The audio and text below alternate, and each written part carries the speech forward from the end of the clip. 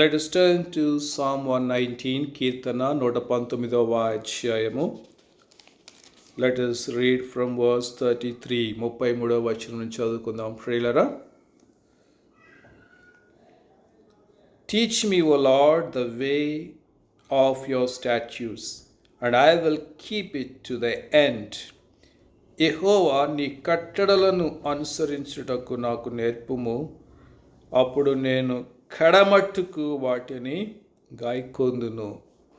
So here psalmist expressing the desire for the commandments of God, for the laws of God, for the word of God.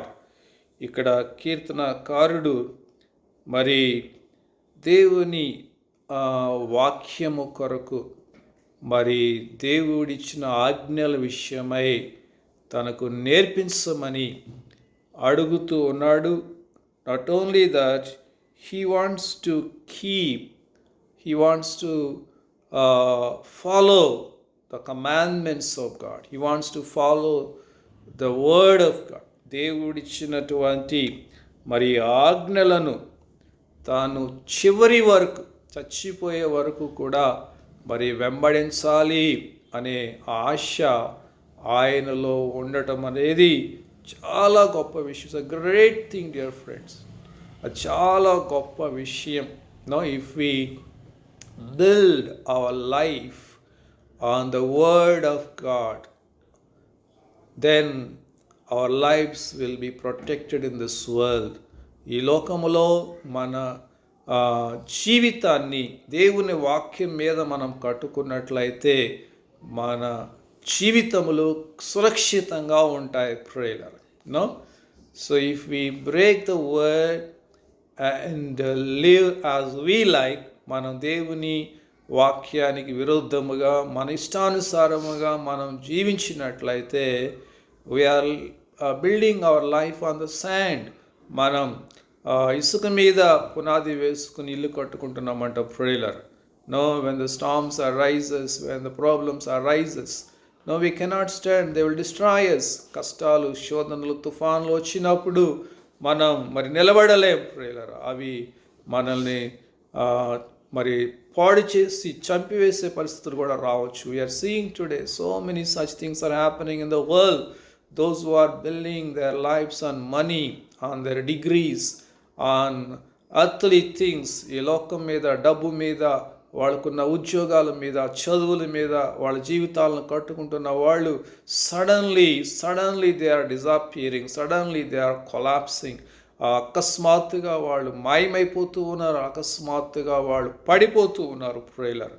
But if you build your life on the word of God, that means you are laying the foundation and building your life, building your house. మరి దేవుని వాక్యం మీద నీ జీవితాన్ని నువ్వు కట్టుకుంటున్నట్లయితే నీవు బలమైన పునాది, బండ మీద పునాది వేసుకుని ఇల్లు కట్టుకునే మరి బుద్ధిమంతుని పోలి ఉంటావని బైబిల్ చెప్తూ ఉన్నది ప్రియులారా. So the psalmist has the desire to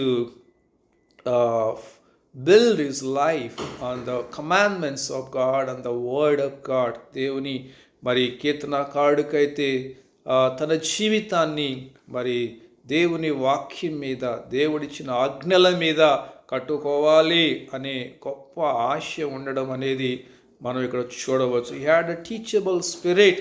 ఆయనకు నేర్చుకోవాలి అనే ఆశ ఉన్నది ప్రియులారా. And he had the desire to obey what he is hearing.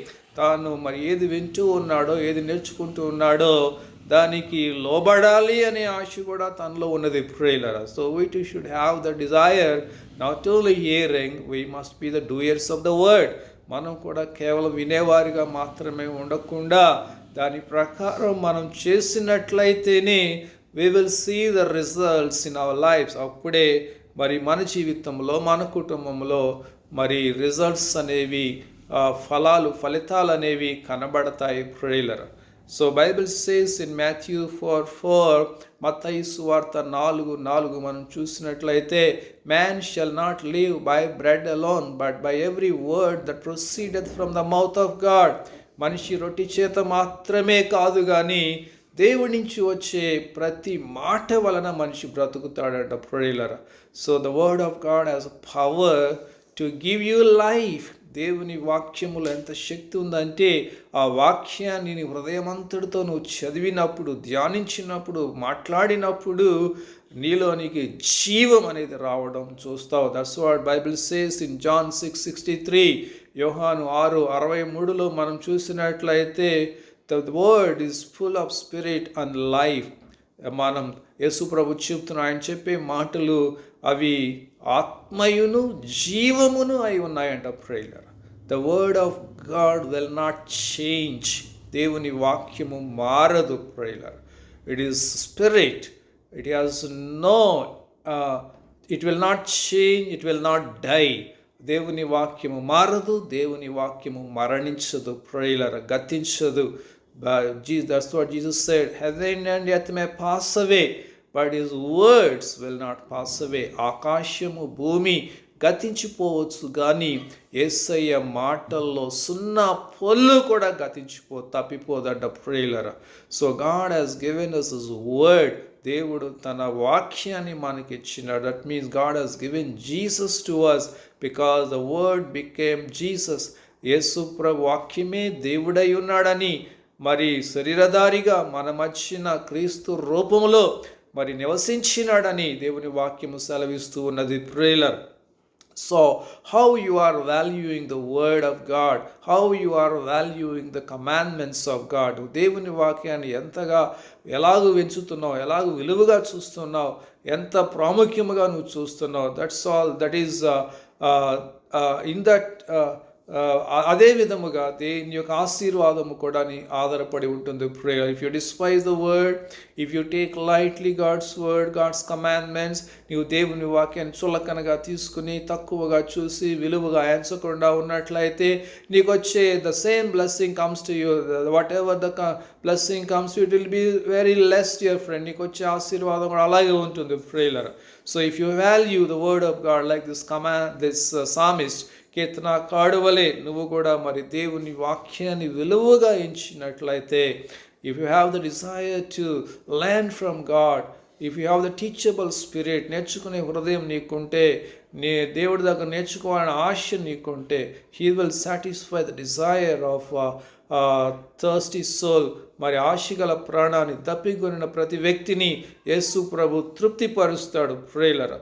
And here he says in 34th verse, 44వ వచనం, give me understanding that I may keep your law and observe it with my whole heart. నీ ధర్మశాస్త్రమును అనుసరించుటకు నాకు బుద్ధి దయచేయము, అప్పుడు నా పూర్ణ హృదయముతో నేను దాని ప్రకారము నడుచుకొందును అంటున్నాడు ప్రియులారా. So he was asking God, Lord, when I am reading the word, when I am meditating the word, let me understand, give me that understanding to understand your word, to know all the hidden treasures in your word. నీ వాక్యములో దాగి ఉన్నటువంటి ఆ ఆత్మ సత్యాలను, ఆ యొక్క మర్మములను నేను గ్రహించడానికి నాకు ఆ జ్ఞానము, ఆ బుద్ధిని దయచేయి ప్రభువా అని అడుగుతూ ఉన్నాడు ప్రియులు. We should not read Bible like a newspaper. మనం ఒక న్యూస్ పేపర్ చదివినట్లుగా బైబిల్ చదవకూడదు. We should not read Bible for the sake of our parents. మన తల్లిదండ్రులను సంతోషపెట్టడానికి మనం బైబిల్ చదవకూడదు.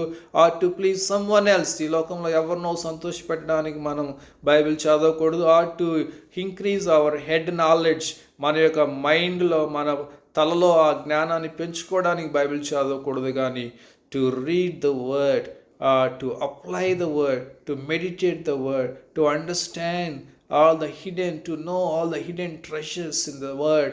When the more we dig in the word, the more we'll find treasures in the word.